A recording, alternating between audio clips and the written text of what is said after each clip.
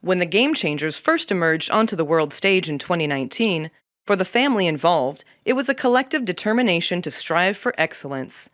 Having struggled to gain recognition, and although they were immediately identified, both in the music industry and the press, as just another washed-up one-hit wonder, it soon became apparent these Washington-based artists would go on to create some of the most entertaining and hilarious music videos of all time. I could tell immediately something big was about to happen up in here. It was a crazy concept, but when I walked into the studio with the Gamechangers, the hair on the back of my neck stood right up. It was like gladiators going into the arena. The audacity to take on a project like this, all I know is them Gamechangers got big old balls of steel. The driving force behind the production was always Artie Moneybags, a tough blue-collar brawler that would work his way to the top by any means necessary. Headstrong and production-savvy, his massive money bags would propel the group to new heights until his mysterious, tragic end. If I would have known the roller coaster ride that we were about to step onto... Y'all, I would have hightailed it onto my Spurs, done a 180, and got the heck out of there, y'all. You know, Gamechangers really was born out of the love for our special needs cat, Maxie. That's right, Reeves. I mean, he's got some serious challenges. I mean, for starters, he's legally blind. That's right, y'all. Can't see.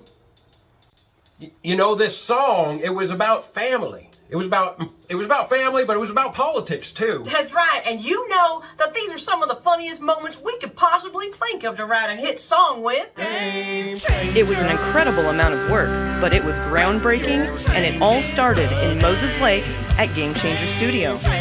It became inevitable that a fierce competition would be a driving factor in what would become the most prolific chapter in the Gamechanger versus Villains saga. They started a war. They started a war.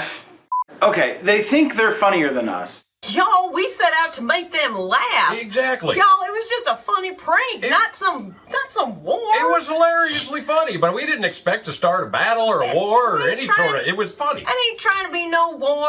Making them laugh. You crazy kids. And I quote, the funniest 3.5 minutes of my life. Yes, sir, we did win a Grammy for our song, Gamechangers. Dang straight, we put a lot of hard work into that song, Shug. That guy doesn't work there anymore, by the way. Yeah, who is this William Board? Bill is he on the Wilson? board? Is his name Bill or William? We don't know him. Who dis? Next. Who dis? Well, between you and me, I get the feeling them villains were just a little bit jealous. Y'all, that's right. Jealous as a June bug. They're probably right. Nah, we weren't allowed in the studio for all that mess. But from what I heard, it got pretty heated up in that there studio, okay? It sounded like it did. You know, when you're writing music and you're getting creative, there's always going to be some headbutting, Reeves. We know that. Absolutely, you know, but when you're on Artie's dollar, you better be working your buns a whole different off, story, y'all. You better be working them buns, okay? Oh, yeah. Absolutely disgusting. Blasphemous. I want to know more about the paintings. None of this jibber jabber. Hey, sir, we're gonna need you to step in and stay calm. They're not funnier than us. Calm down. Calm the flip down, sir. You good? They're not funnier than us. You good? You good? You good? All right, let's go. Now you know there's some sparks flying up in that studio, okay? Okay, they think they're funnier than us. They wrote the song and then challenged us to top it. I mean, who does that? Who does that? I'll tell you who. Those people.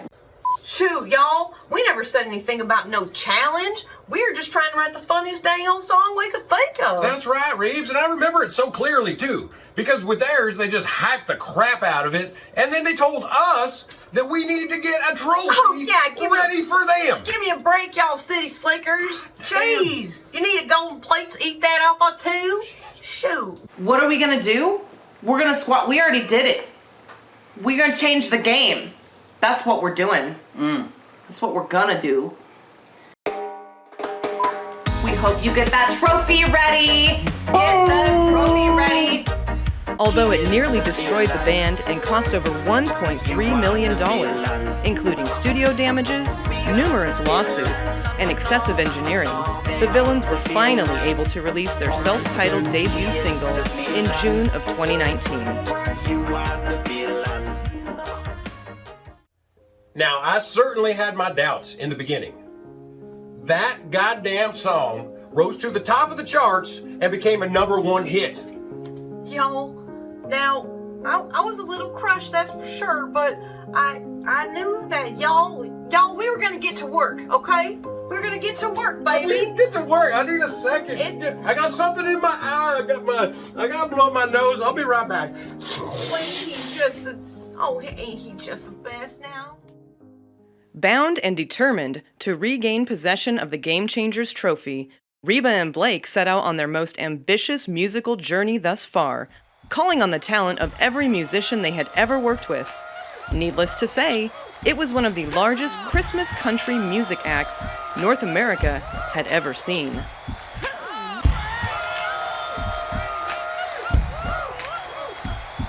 I mean, it was an all-star cast. That's right. I mean, what do you do with this kind of caliber of talent, y'all? You write a hit, and then you take it on tour. That's right. Woo!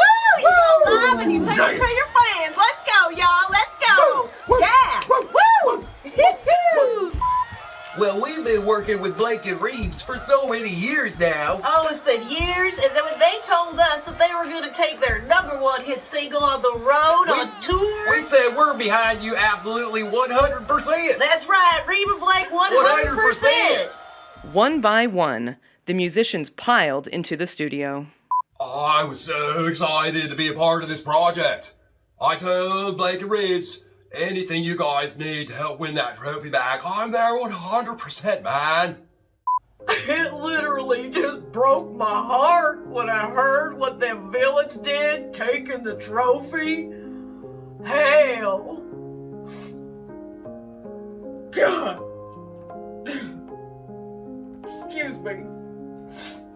Excuse me. Well, I always really liked a plate of sandwiches next to me on a stool. So what I would do is we'd get into the song and I'd be like, do. And then you got a break. So then I would just grab a little sandwich and a couple of bites, a couple of little nips. You get back into it, you take it for a walk. Don't worry about it, you guys. So they just called us up and we're like, you guys just do what you do. So immediately I was like, hey, get up. Hey, get up. Hey, get up. Hey, get up. Shy said, what do you guys need? They said, Willie, here got them races and play us a tune. And I was like, fuck yeah. I started playing spoon since I was knee-high to a grasshopper. Mommy and Pappy sent me to Spoon College. After that, I hooked up with Reba and Blake, that's right. And it's all history since then, y'all.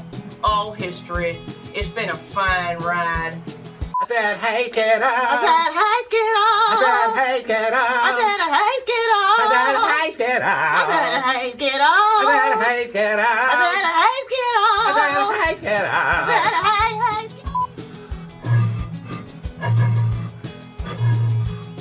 Skeeter, what the hell are you doing? Skeeter. You're way off the beat. Skeeter, I don't understand. Is this? You forget to did do you your swap, damn jug? Did you swap this out? It wasn't me. God, go get This is- another jug, God Skeeter. damn it, We got God work to do. damn it. We're on. So Blake calls me up and he says, we need a narrator for this new Christmas song we're doing. I said, Blake, I would jump over a huge ravine to help out with this one. You want to hear these spoons now, don't you? Let's see now. This country masterpiece was given 5,000 stars by the Nashville Gamechangers Guild. This song will remain at the top of the charts for infinity. Period.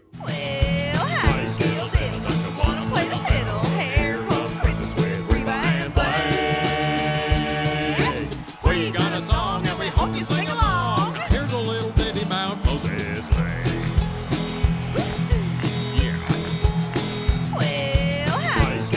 Man, we were on top of our game, and we were on top of the world. That's right, y'all. Game Changer Studio put out 3, count them 3, #1 hits in less than a year, y'all, okay? And you know we got that trophy back. You know it. Damn straight. You know it.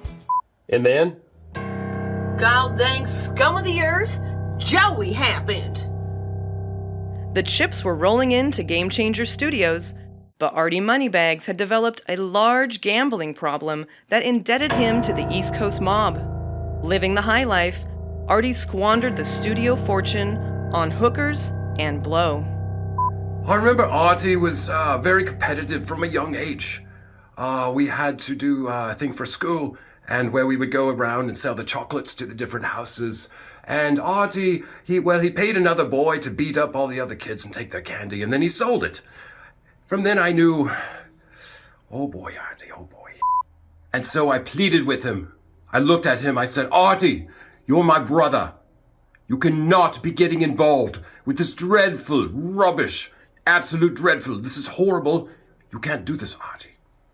Unfortunately, he did not heed my warning. Artie soon found himself wrapped up in an underground drug and money laundering scheme through Gamechanger Studio that he could no longer control.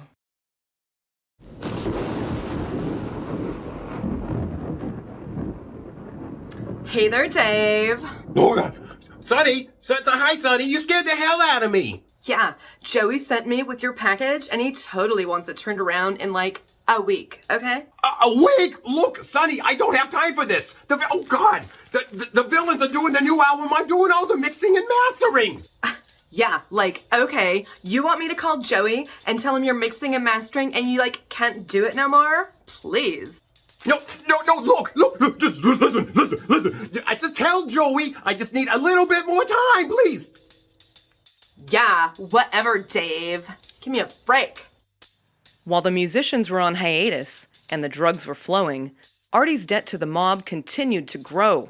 His choice of talent was dwindling, and he was given an offer he couldn't refuse. Cecily's your new pop star, and Numbnuts is doing all the mixing and mastering. You got a problem with that, Artie?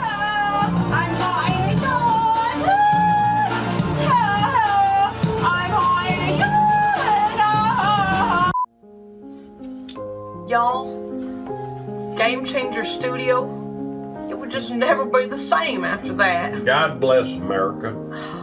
Hello, I'm Artie Moneybags, loving husband and musical engineer for your Cecily solo. It's all purely Cecily's loving, dazzling vocals. Dazzling, beautiful, and elegant. Dreadful, her loving husband.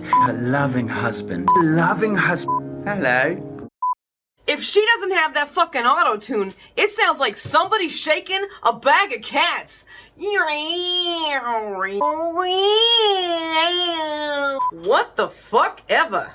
Let's take a moment and squash all this bullshit about her using auto-tune. There is no auto-tune. Oh, believe me, there's auto-tune in there. They was using auto-tune every day of the week, motherfucker. There is no auto-tune. There is no auto-tune usage. It's all Cecily.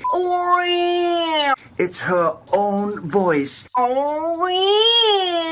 Being recorded and captured in this very studio.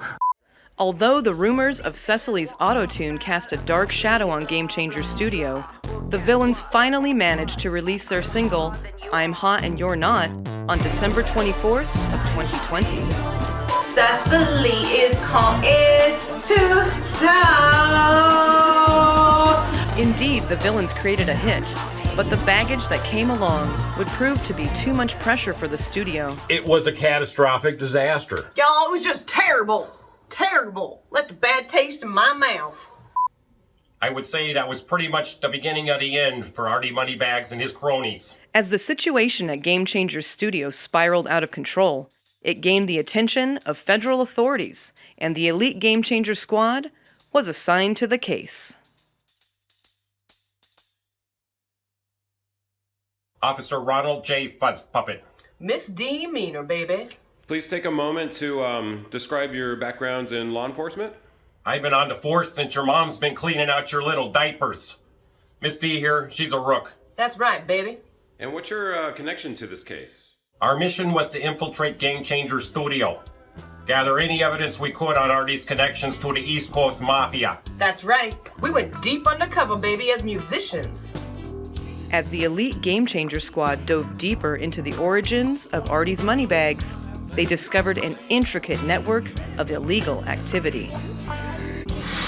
Welcome to the studio, you guys. Listen, you guys need anything? You guys want some sandwiches? You guys want some drugs? Oh yeah, definitely. I would like to consume some drugs. Yeah, baby. I can get down on some drugs. Let's see the goods, baby. Could you say that maybe one more time, just a little louder and clearer? For sound check purposes. Sound check purposes, baby. Oh, you guys are crazy, man. I can get you whatever you need. I'll tell you what, I'll just bring you back a giant mixed bag of drugs. The evidence just fell right into our laps. We could hardly believe it. That's right, baby. Meanwhile, we're musicians, and we're trying to write a #1 hit, you know? As the stakes grew higher, the need for hard evidence was mounting. It became obvious that without Artie's cooperation, we were getting nowhere. It was time to write that #1 hit and gain Artie's trust for good. Oh, yeah. The elite Gamechanger squad were no musicians, yet somehow they managed to hone their skills and create a masterpiece. Artie knew he had a new money-making duo at his fingertips. Artie trusted us enough at that point to tell us everything. He spilled the beans and became a confidential informant. That's right, baby. He sang like a canary. Dave was arrested for his part. He ended up pleading out and was sentenced to house arrest. He was living in constant fear of Joey and his crew, baby. All a part of the job, baby. That's right, Brooke. We made our arrests, And we wrote a #1 hit, baby. and you better believe we got that trophy back. Booyah.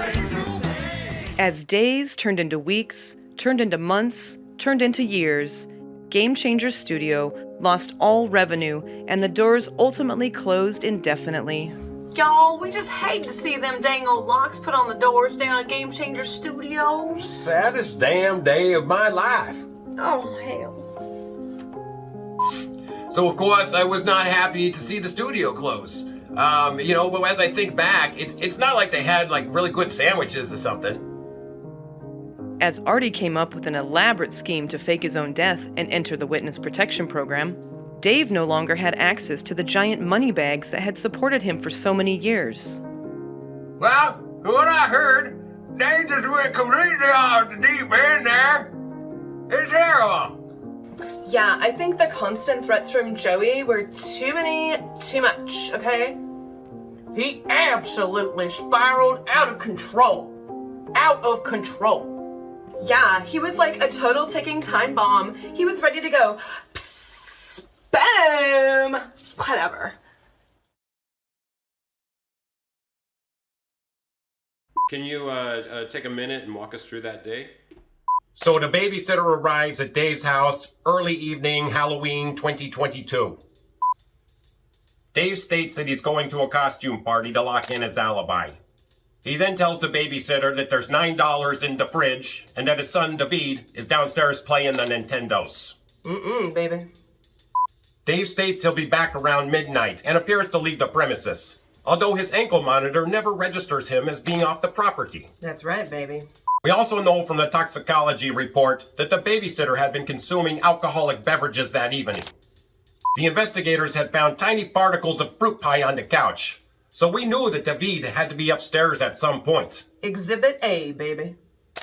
It appeared that the babysitter had tried to defend herself by throwing copious amounts of almonds at the perp. That's right, baby. Didn't work, though. Some of the best evidence in this case came from the babysitter herself, when she live streamed her own murder on social media. That's right, baby. Selfie style.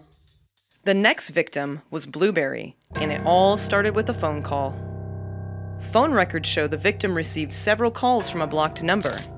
As the investigators were able to obtain more records, it became clear those calls came directly from Dave's phone. You could tell that there was a struggle. The perp had chased Blueberry all over the premises. Upstairs, downstairs, the rec room. They must have ran around in circles for God knows how long. Dang, baby, making my head spin. The cause of death for Blueberry, as stated in the coroner's report, was listed as a broken neck, but the circumstances involved were not as clear. This case was a real piece of work. We found items scattered all over the house. That's right. There was a spatula in the bathroom. There were tongs at the base of the stairs, and there was a toilet brush behind the couch. There was a snowman plushie and a squishy banana peel at the top of the stairs that appeared to be placed there intentionally. Absolutely, baby. As the mountain of evidence continued piling up against Dave, he was finally apprehended and arrested following an armed standoff. He had allegedly barricaded himself in his home studio and was hiding out for months. It was the best goddamn day of my life seeing that whack job put behind bars. Damn right, baby. After the dust settled, everyone finally had a chance to heal and move on with their lives. The fog had lifted, and there was a silver lining for Gamechangers Studio that had been locked up for so many years. So, how have these last few years affected your lives? And do you guys have any new plans for yourselves? To be honest, it's been rough. It's been really rough. That's right, y'all. I mean, these were our friends, our colleagues, our fellow musicians. You work with these people. Absolutely. You play music together. Day in and day out, y'all. You complain about sandwiches sometimes. You know, Absolutely. it's a family, basically. You know, Straight up decided the Game Changer Studio is way too important for us to see locked up and then just to crumble away. that's right, y'all. So I looked at Reeves and said, "You down with this?" So Blake looked at me and said, "Do you have any sandwiches?" I was like, "Blake, get your shit together. We're buying Game Changer Studio back. That it was up for sale from the government. We scooped that darn little June bug up. And What we else were are you like, gonna do, Reeves? "Yee-yee."